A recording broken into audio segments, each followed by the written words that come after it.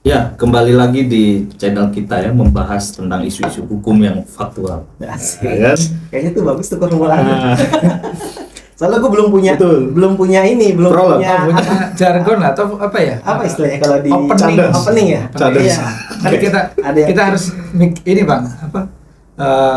Coba cari jargon apa opening yang Iya. yang menarik. Betul. Dan saya belum dapat itu Mas. Kalau Karines kan jumpa lagi gitu kan. cadas. Nah, itu Bang Refli. Yang keren cadas. Gimana Ya. Mas? Kemarin ada isu yang menarik ya, selain isu Hakim MK dilaporkan, Mas. Iya. Hakim MK dilaporkan, tapi itu nanti di channel yang lain lah. Hmm. Kemarin saya diinfokan memang ada salah satu warga negara yang itu menggugat undang-undang pajak. Hmm. Nah, kebetulan Mas, itu teman saya sendiri. Malamnya langsung saya kontak, Mas. Oh berarti Mas Yusuf nggak tahu tuh ya rencana itu ya? Nggak tahu rencana itu, kok tiba-tiba muncul. Mas Redi penuh kejutan. Betul. Langsung saya telepon, ini kamu bikin ulah apa lagi nih? Ulahnya positif untuk sebagai media korektif dan kebetulan Mas Dayat kan memang concernnya di sana. Benar. Apa yang melatar belakangi sehingga Mas Dayat melakukan upaya hukum berupa koreksi terhadap undang-undang pajak itu. Ya. Baik, terima kasih Mas Ya. Yusuf. Ini kebetulan memang kemarin kita belum sempat ngobrol-ngobrol Yes. juga tuh, belum diskusi apapun ya soal ini. Tapi ya memang apa namanya alasan kami atau saya itu sebagai pemohon untuk mengajukan ini memang sebetulnya memang langkah korektif kita sebagai warga negara terhadap apa ya kepedulian kita lah terhadap apa regulasi yang ada termasuk di Undang-Undang Pengadilan Pajak. Itu memang ada beberapa poin-poin tertentu yang harus kita apa namanya diskusikan katakanlah begitu. Nah, untuk langkah paling dapat kita tempuh adalah kan kita mendiskusikannya dengan lembaga yang berwenang yaitu MK gitu loh untuk menguji apakah misalkan soal Undang-Undang Pengadilan Pajak terutama pasal 5 ayat 2 itu memang apa namanya kita perlu uji katakanlah begitu karena memang kan agak menarik di sana. Jadi soal lembaga peradilannya itu di bawah Mahkamah Agung, tapi soal tata kelola pembinaannya itu ada di Kementerian Keuangan. Nah, itu kan mungkin saya sebagai advokat atau mungkin ruang-ruang teman-teman yang dari sisi hukum itu kan yang praktisi hukum atau yang concern di bidang hukum itu kan menarik untuk kita diskusikan dan kita ujikan langsung gitu loh ke Mahkamah Konstitusi. Bagaimana sih kemungkinan karena memang apa namanya soal pembinaan itu tidak di bawah MA tapi di bawah Kementerian Keuangan kurang lebih seperti itu. Nah kemarin sempat 2 minggu yang lalu saya menghubungi Bang Victor karena Bang Victor ini memang sudah pakarnya sering melakukan pengujian di di Mahkamah Konstitusi. Jadi akhirnya kita diskusi. Nah akhirnya memang beliau ada gayungnya bersambut gitu lah. Nah akhirnya kita di sana diskusi bareng, ada ruang-ruang akademik di sana kita diskusikan lah gitu. Nah, akhirnya saya sepakat untuk memperjuangkan ini atau menguji ini bersama Bang Victor. Nah, mungkin terkait dengan strategi soal substansi apapun itu pendalamannya nanti Bang Victor sebagai kuasa kami gitu. Nah, kebetulan beliau adalah senior saya juga. Sering diskusi juga dan tahu kapasitas beliau di MK itu sudah luar biasa gitu. Iya, Mas. Gitu, Bang Victor sebagai kuasa hukum pemohon ya, Mas Nur Hidayat, sebetulnya substansi atau batu uji pengujian undang-undang ini di mana dan apakah bagaimana bentuk ideal dari yang diujikan itu, apakah pengadilan pajak ini di bawah Mahkamah Agung atau di bawah Kementerian Keuangan dan bagaimana dampak ke depannya? Iya. Jadi memang sebenarnya kalau kita melihat fenomena yang terjadi nih kan, bahkan terakhir kan Prof Mahfud sampai mengatakan ada kebocoran 300 triliun. Itu bukan main-main tuh kan, anggarannya kan. Artinya kalau untuk beli cincau ini udah penuh nih ruangan gitu.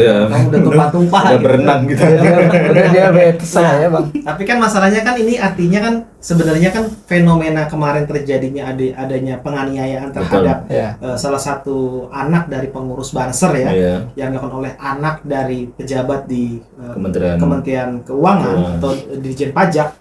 Itu kan kemudian berdampak sangat sistemik, Mas. Betul. Berdampak sangat sistemik karena itu menimbulkan ketidakpercayaan publik. Bahkan sampai muncul gerakan-gerakan petisi-petisi untuk menghentikan bayar pajak. Betul. Gitu. Ya saya secara objektif melihat ya wajar masyarakat merespon seperti itu. Karena dia sudah kerja mati-matian, lalu kemudian dikejar-kejar untuk bayar pajak. Tadi kita suka di WA gitu kan, diingatkan bayar pajak segala macam. Tapi begitu bayar pajak, ternyata uangnya sebagian besar diselewengkan untuk kemewahan dari para pejabat-pejabatnya. Ada beberapa kasus oknum yang melakukan itu. Benar gitu. Jadi kan ya kita bisa katakan beberapa oknum kayak dulu Gayus Tambunan. Itu juga, lalu kemudian sekarang gitu kan. Dan kita belum tahu apakah ini fenomena gunung es jangan-jangan gitu. Nah, sehingga perlu sementara pajak ini kan juga perlu bagi negara untuk menjalankan roda pemerintahan, roda negara. Nah, bagaimana kemudian bisa mengembalikan kepercayaan itu kan gitu. Nah, sehingga waktu pas Mas Dayat menghubungi saya cukup memang sangat tertarik, antusias gitu. Karena apa? Dulu kan saya juga pernah menjadi kuasa hukum hakim justisial Kamartun Mahkamah Agung. Dr. Teguh Satyabakti itu menguji pasal yang sama. Jadi memang Mahkamah Agung pun sebenarnya begini. Jadi waktu pengadilan pajak itu sedang dibentuk tahun 2002, itu memang Mahkamah Agung belum siap secara SDM. Sehingga dari Kementerian Keuangan, dulu namanya Departemen Keuangan, itu bilang udah kita dulu deh yang kelola, kita dulu yang handle pembinaannya, gitu, baik itu pembinaan administratif, pembinaan keuangan, tapi untuk teknis peradilannya itu Mahkamah Agung. Gitu. Nah, tapi masalahnya dalam konteks ini sampai saat ini tidak diserahkan juga. Padahal setelah saya kaji secara mendalam dari risalah pembahasannya, itu paling lama 5 tahun. Jadi beberapa fraksi di DPR, pemerintah juga mengatakan nanti kalau MA sudah siap, jadi paling lama tuh 5 tahun dipegang oleh Departemen Keuangan, yang sekarang Kementerian Keuangan. Nanti kalau dalam 5 tahun ini MA sambil mempersiapkan, kalau sudah siap nanti diserahkan ke MA semuanya, gitu. Nah, ternyata sampai saat ini berarti sudah berapa tahun tuh? Hampir 22 tahun ya. Dari 2002 kan? Sekarang 2023 gitu. Nah, itu sampai sekarang belum diserahkan, Mas. Gitu. Padahal yang menjadi persoalannya artinya kan berarti ada cengkraman dari lembaga eksekutif terhadap badan peradilan yang seharusnya sepenuhnya dipegang oleh kekuasaan kehakiman itu Mahkamah Agung. Persoalan yang paling krusial di sini adalah apa? Menteri Keuangan bisa mengatur. Contoh misalnya pengacara pajak, itu kan harus mengikuti aturan-aturan, harus punya izin. Nah, itu yang mengatur siapa? Menteri Keuangan. Karena memang terkait dengan teknis pembinaan teknis itu masuk ke Menteri Keuangan. Jadi dalam hal misalkan kayak untuk mengatur lah sekarang gini, kita advokat dalam pasal kekuasaan kehakiman 24 ayat 3 kalau tidak salah ya. Itu kan kita masuk dalam wilayah profesi yang berkaitan dengan kekuasaan kehakiman kerjanya. Harusnya kita lebih tunduk kepada apa? Undang-undang advokat, SEMA, PERMA, kan gitu. Karena dalam lingkup itu kita berprofesi. Apalagi pengacara pajak. Nah, ini tiba-tiba Menteri Keuangan ngeluarin aturan yang kemudian menjadi dasar seorang advokat untuk beracara di pengadilan pajak.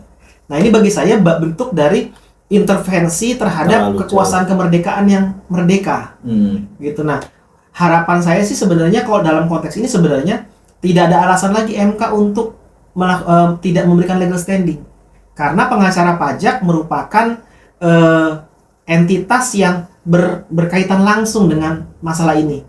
Misalnya perkara yang sedang ditangani mungkin ya, kalau nanti mungkin Mas Dia juga bisa menyampaikan terhadap perkara-perkara pajak yang berhubungan dengan Dirjen Pajak, lalu kemudian berujung kepada pengadilan pajak, sementara pengadilan pajak masih kantornya di DJP, Direktorat Jenderal Pajak, gitu, tidak secara independen. Nah, ini kan jadi menimbulkan prasangka, jangan-jangan nanti subjektif, betul, gitu loh, benar. Menyambung ini soal ini juga, Bang Victor, soal hakim, pemilihan hakim juga. Itu kan memang hakim pengadilan pajak itu kan memang tidak banyak ya. Sedangkan perkara sangat banyak. Nah, itu kan juga yang perlu kita uji bersama gitu, itu kan soal bagaimana teknis pemilihan hakimnya kayak gitu, karena kebanyakan memang ad hoc ya gitu. Nah, memang menarik sebetulnya kita bicara soal undang-undang pengadilan pajak itu terkait dengan teknis peradilannya juga di sidang di pengadilan pajak itu juga memang dinamis. Katakanlah terkait dengan putusannya bisa bertahun-tahun ada yang berbulan-bulan. Nah, itu kan kita juga perlu seharusnya gitu, kita juga harus menerapkan asas peradilan cepat, sederhana, biaya murah, seharusnya begitu. Nah, mungkin kita besok kita memperjuangkan itu, mencoba untuk melihat bagaimana Mahkamah Konstitusi itu dapat memutus permohonan kita, kurang lebih seperti itu, Bang Victor. Setidaknya ada jawaban. MK. Betul. Apakah memang kedudukan pengadilan pajak yang seharusnya didesain masuk dalam kekuasaan kehakiman ini masih bisa dipegang oleh Kemenkyu gitu. Nah, ini tantangan juga sebenarnya bagi MK. Apakah MK akan menjawab secara objektif terhadap hal itu? Betul. Gitu, karena selama kasus yang kemarin yang saya pegang, MK tidak menjawab itu. Tidak menjawab karena langsung mengatakan bahwa pemohon tidak punya legal standing. Sehingga pokok perkara tidak dipertimbangkan. Gitu. Nah, harapan kita dalam hal ini bisa masuk ke dalam pokok perkara, lalu kemudian dan juga ini MK jangan menggunakan pasal 54 karena biasanya MK selalu menggunakan itu, Mas. Jadi untuk tidak masuk dalam pokok perkara, MK mengatakan bahwa karena masalah sudah jelas, MK bisa menjawab gitu kan. Nah, padahal kita mengetahui bahwa kalau kemudian MK sudah memastikan pemohon punya legal standing dan objeknya juga merupakan kewenangan MK, harusnya MK punya kewajiban untuk memanggil para pihak. Jadi walaupun di pasal 54 mengatur bahwa MK dapat memanggil, yang dimaknai kemudian bisa juga tidak memanggil. Di pasal 41 jangan lupa ketika itu MK sudah memeriksa permohonan, MK wajib memanggil para pihak. Jadi harusnya pasal 54 itu bisa digunakan ketika MK sudah memastikan bahwa ini sudah pasti tidak punya legal standing. Atau ini bukan kewenangan kita. Nah, itu nggak perlu tuh masuk. Tapi kalau udah dipastikan ada legal standing, harus masuk. Kenapa? Karena kita juga pengen mendengar apa keterangan sih dari Kementerian Keuangan keterangannya kenapa sampai saat ini kok ditahan terus. Kan gitu. Lalu nanti juga diundang juga dari Mahkamah Agung. Bagaimana kesiapannya? Gitu. Nah, sehingga ini bisa menjadi satu jawaban yang komprehensif dan menyelesaikan, karena sampai sekarang, Mas, dari tahun 2002 itu sama sekali belum pernah terjawab. Hanya ada di tahun 2016 permohonan undang-undang pengadilan pajak, itu pun MK sudah mengatakan bahwa memang seharusnya pengadilan pajak itu berada di Mahkamah Agung. Nah, tapi pertanyaannya, kenapa kok tidak sampai segera dilakukan? Artinya dari 2016 pun ketika MK sudah bicara itu, walaupun tidak seperti yang harusnya diajukan ini, tapi MK sudah mengatakan bahwa memang kedudukan pengadilan pajak itu ada di bawah Mahkamah Agung dan di dalam pengadilan tata usaha negara. Dalam ruang lingkup tata usaha negara gitu. Tapi dari 2016 sampai sekarang tidak juga nih diserahkan. Jadi dari 2002, 2016 sampai sekarang 2023 nih. Gitu. Nah, harapan saya sebenarnya supaya MK ini Kementerian Keuangan bisa menunjukkan political will nih, Mas. Harapannya supaya benar. Kalau ini kan jadi momentum nih. Ketika krisis kepercayaan lagi turun, lalu kemudian Kemenkyu dengan jiwa besarnya menyerahkan pengadilan pajak ke Mahkamah Agung, itu saya yakin pasti Kemenkyu akan naik lagi. Gitu. Ini sudah sampai mana tahapan sidangnya? Kalau nggak salah kita sudah diregistrasi ya. Registrasi. Nomor perkara itu nomor 26 garis miring PUU Romawi 21 garis miring tahun 2023. Nah, cuma memang belum dijadwalkan sidangnya gitu. Kalau saya lihat dari antrean perkara, kemungkinan minggu-minggu inilah. Minggu ini ada sidang di pertengahan Maret gitu. Oke. Ya karena memang begini ya, Kementerian Keuangan ini kan sedang digoyang sana sini lah. Menjadi sorotan publik. Menjadi sorotan publik. Bagaimana mungkin kita sebagai rakyat biasa membayar pajak, tapi uang pajak kita ini digunakan oleh orang yang tidak berhak. Benar. Gitu. Benar. Dan satu lagi itu tadi, Mas, Kementerian Keuangan butuh momen untuk bisa mengembalikan kepercayaan. Betul. Karena saat ini mau ngomong apapun salah. Pasti masyarakat akan mengatakan ini sih cuma pembelaan atau gimmick atau lip service gitu kan. Artinya harus ada bukti konkret. Nah, salah satunya itu menyerahkan pengadilan pajak kepada Mahkamah Agung. Karena kalau dengan sampai saat ini pun masih dipertahankan, berarti kan ada persepsi atau distrust ya. Kok sampai pengadilannya pun tidak mau diserahkan kepada Mahkamah Agung. Artinya seperti tergambar bahwa Kementerian Keuangan ingin mengkooptasi semua ada kepentingan di balik itu. Ingin mengkooptasi semua yang terkait dengan pajak gitu. Saya nggak tahu deh kalau Mas Dayat gimana, Mas? Kalau ini sih Bang Victor, ini terkait dengan memang secara statistik ya. Kalau kita mencoba untuk mencari informasi bahwa salah satu problem utamanya itu soal kepatuhan. Kepatuhan wajib pajak. Karena mau bagaimanapun kesadaran wajib pajak itu atau warga negara itu untuk melaporkan atau membayar atau menyetorkan, itulah yang sebetulnya jadi poin krusial. Nah, supaya patuh itu orang itu harus percaya terhadap lembaga. Baru mau saya tanya tuh. Nah, itu. Apa yang membuat orang harus menjadi patuh kan? Betul. Nah, justru jika memang Kementerian Keuangan atau negara Republik Indonesia itu cukup dapat memberikan perasaan percaya, saling percaya antar negara dengan warga negara. Nah, itu juga otomatis gitu. Warga negara juga pasti dengan sukarela, dengan kesadarannya ini akan membangun negara supaya lebih baik, katakanlah begitu. Nah, memang yang paling penting adalah lembaga-lembaga negara ini yang mengelola, katakanlah salah satunya adalah pajak. Nah, itu juga harusnya memberikan rasa aman, memberikan contoh juga yang baik, terutama dengan perkara ini yang sedang ramai juga. Nah, juga dapat memberikan terutama kepercayaan untuk meningkatkan kepatuhan. Kurang lebih seperti itu, Bang Victor. Iya, artinya kan kalau kita melihat fenomena yang terjadi kan malah Kementerian Keuangan ataupun melalui Direktorat Jenderal Pajak ini kan semakin menurunkan kepercayaan publik kan? Dengan gaya hidup mewah gitu kan. Lalu kemudian ada lagi isu dari Prof. Mahfud mengatakan 300 triliun gitu kan. Nah, artinya kan masyarakat mengatakan lah kami udah berkeringat susah-susah kita coba sisihkan pajak itu demi negara, tapi kemudian malah yang tampak terlihat gitu ya. Kan kita perlu juga memperhatikan yang tampak terlihat gitu, karena publik pasti ya mengacunya kepada yang tampak terlihat gitu. Makanya kalau mungkin saya ambil contoh sedikit kayak di Deklarasi Kode Etik Hakim Konstitusi itu ada namanya prinsip integritas. Nah, prinsip integritas itu tidak hanya tampak dilaksanakan, tapi juga harus tampak terlihat. Betul. Dilaksanakan artinya ketika dilaksanakan harus juga tampak terlihat. Nah, ini juga sama dalam konteks pemerintahan yang baik, harusnya juga mereka bisa menunjukkan kan bahwa yang tampak terlihat itu ya harusnya bergaya hidup sederhana gitu kan. Lalu kemudian penggunaan pajak benar-benar digunakan maksimal untuk kesejahteraan rakyat itu kan. Tapi ini kan malah terbalik. Betul. Nah, tambah lagi dengan sistemnya. Kalau kita lihat sistemnya kan kita berlawanan dengan DJP.